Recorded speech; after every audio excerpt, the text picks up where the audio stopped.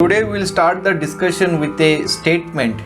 The statement is the food you take influences your intelligence. Do you agree to this statement or you disagree? Either you can agree to this statement or you can disagree. But my question is, what is the basis for your agreement or disagreement? Well, for that what you need to do is that you have to go for hypothesis testing. Hypothesis testing is a statistical way of collecting evidence to support your claim or to reject others' claim. What we will do today is that we will try to understand the intuition behind the concept of hypothesis testing. Kindly watch my earlier modules on statistical modeling to understand this module better. The link will be given in the description box. Okay, now let's start with the example. The statement that you have made is that the food influences intelligence. One group of people may agree to this statement, right?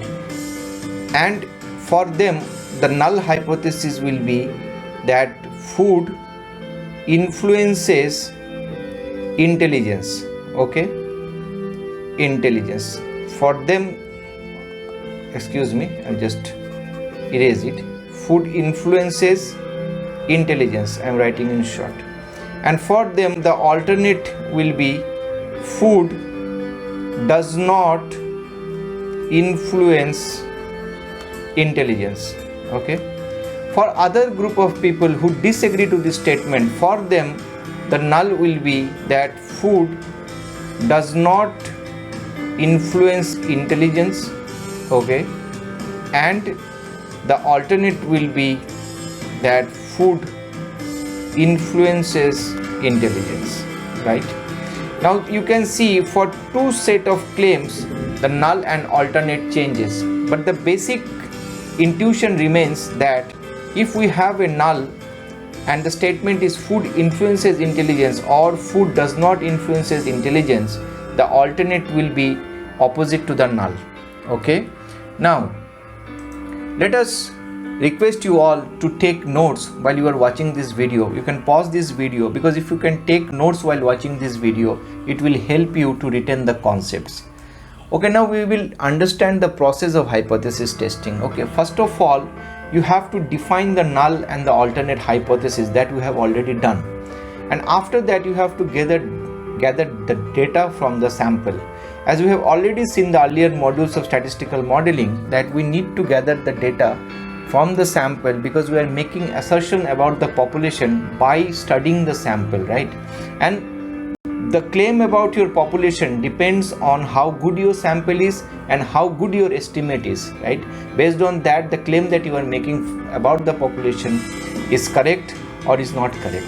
After that, what we need to do is that we have to gather evidence and perform the test. Okay, the process of gathering evidence in hypothesis testing is this way. If you can follow this process, the 5-step process, you will never be wrong in your hypothesis testing. First, you have to identify the test you want to perform. It can be t-test, it can be f-test, it can be z-test. Depending on the type of situation that you are dealing with, you have to select the type of test you need to do. There are many other tests that we can do. Then after that, you need to calculate the test statistic. After calculating the test statistic, you have to determine the confidence interval and the degrees of freedom. If you are doing t-test, confidence interval is okay. If you are doing f-test, then you need to have confidence interval as well as degrees of freedom.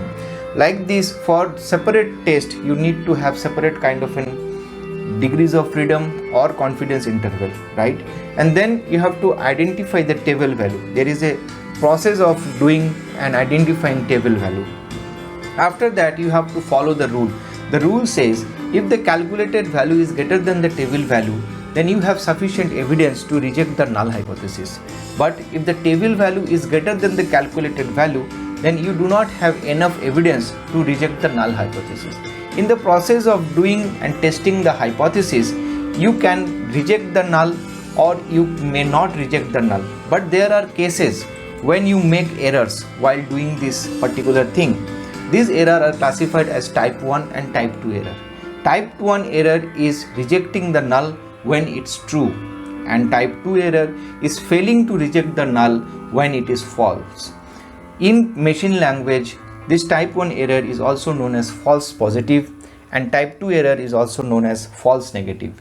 It all depends on the type of problem that you are dealing with, whether type 1 error is more important or type 2 error is more important. The objective of statistical modeling is to minimize type 1 and type 2 error and to go for a better hypothesis testing procedure so that we can make claim about the population which becomes correct in most of the cases. I hope you are enjoying the sessions and modules. If you have any queries and questions, feel free to get in touch with me. Till the next time we meet again, goodbye and take care.